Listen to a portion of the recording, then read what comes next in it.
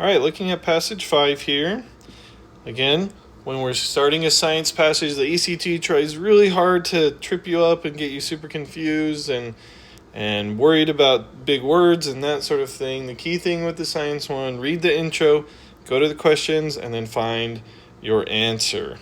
So this one, let's read this little intro here. This one's actually got a lot of reading. But it says strains of bacteria carrying a genetic mutation that prevents them from synthesizing the amino acid histidine are called His-negative. These strains of bacteria must absorb histidine from their environment in order to sustain their growth. Exposing His-negative strains of bacteria to mutagens, substances that can induce DNA mutations. So anytime they have fancy science words like this, they'll usually give you a definition. Mutagens cause mutations. Can cause new mutations that restore the ability of some bacteria to synthesize histidine. Any bacterium that regains the ability to synthesize histidine becomes His-positive and is known as a His-positive revertant.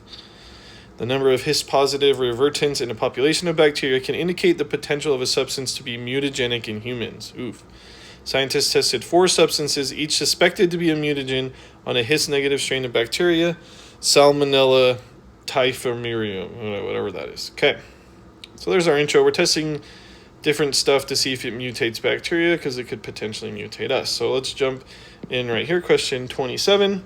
Based on the results of the study, which of the suspected mutagens resulted in the greatest number of His-positive revertants in a dish? Okay. So let's look at the study now. It says a sterile petri dish containing a nutrient agar lacking histidine was prepared. Then 1 times 10 to the 8 cells of His-negative were added to dish 1 and evenly spread over the surface of the nutrient agar. These procedures were repeated for 4 more nutrient agar dishes 2 through 5, except that the bacteria were mixed with one of the 4 suspected mutagens before being spread over the surface of the nutrient agar. Table 1 lists for each of the 2 to 5 dishes the substance that was mixed with the bacteria before they were added to the dish. Okay, so dish 2 is LMNP. Through 5, no O.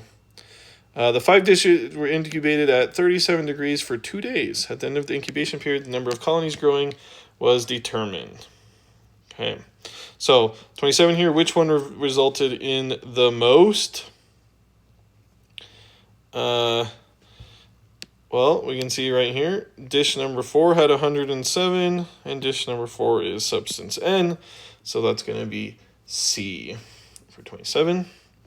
Okay, 28. Which dish in the study was intended to serve the purpose of testing whether some of the S. typhimurium cells become His plus revertants without the addition of a mutagen? Okay, so this is going to be dish 1. So if you notice, we only added the mutagenic substances to the dishes 2 through 5. Dish 1, it acts as our control. So they're saying, hey, if you don't add anything, do some of the bacteria still become His-positive? And the answer is, yeah, there's a few, right? There's 2 colonies there. So we can then compare and see if any of the other changes are actually relevant. So the answer is just F for 28. Always good to have a control.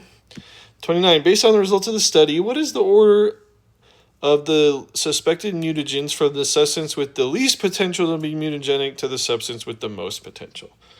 Okay, so this one we're just looking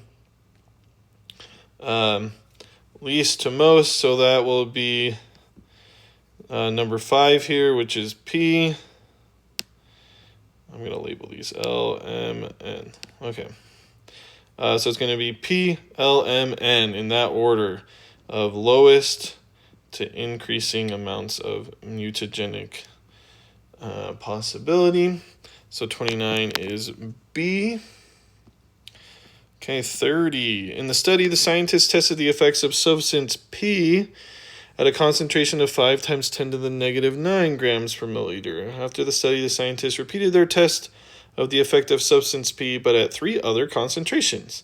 The 3 concentrations and their corresponding results are shown in the table below. So they show they have 10 times 10 to the negative 9 grams per milliliter, and they're increasing the concentration or the amount of that substance P, and the number of colonies goes up. And they look like they match pretty well there. What is the relationship, if any, between the concentration of substance P and its potential to cause mutations? Well, we already saw that as you increase the concentration, the number of colonies increases, and so it's going to be F right here. As the concentration of substance P increases, its potential to cause mutations increases only. Oftentimes they'll be very specific about the wording with these types of questions, but in this case we can see that it is indeed only increasing. Okay, 31. Before bacteria were added to it, the dish that was intended to serve as the control dish in the study lacked which of the substances below? Ooh.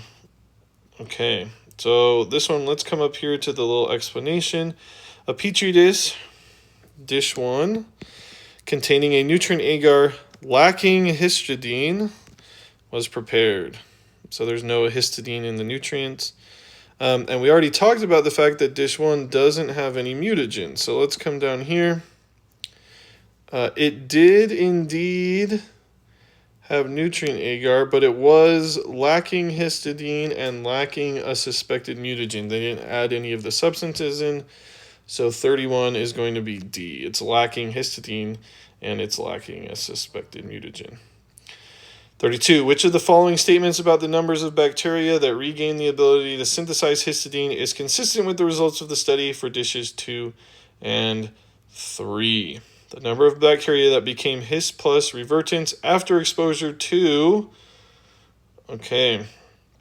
So let's just take a look. It looks like they're saying either substance M is 2 times bigger, or substance L is 2 times bigger, or 4 times bigger. So let's come up and compare dishes 2 and 3. Oh, man. Oh, my God. L, M, N, P. Okay, but dishes 2 and 3. I would say that M is about twice as big as L here. 14 times 2 is 28. We have just about that much. So we could say that F is our best answer. Substance M was about 2 times the number of bacteria that became His plus revertants after exposure to substance L. So it did about twice as good when we compared them. And then 33. This particular strain of S. typhimurium, however you say that, chosen for the study, lacks normal DNA repair mechanisms.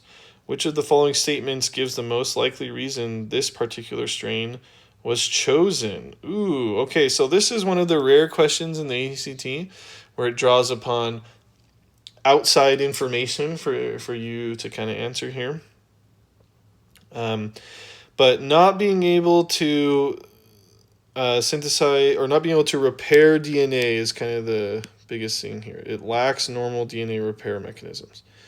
So why did they do that? The A says they did not want the bacteria in the study to synthesize any DNA. Well, that's wrong. It just can't repair it, and it needs DNA. B says they did not want the bacteria in the study to synthesize any proteins. Now, being able to repair DNA does not have a direct effect on synthesizing proteins. That's a whole nother thing. So it's not that one. C says they wanted the bacteria in the study to be able to repair the mutations caused by the substances. Or D, they wanted the bacteria in the study to be unable to repair the mutations caused by the substances. Now, in this case, it's going to be D. They're trying to mutate the DNA in this bacteria to be able to see if it could mutate the DNA in humans. And if it's able to repair the DNA when it gets mutated, that could mess up their study. So they wanted one that lacks that DNA repair mechanism so they can be able to see their answers more clearly.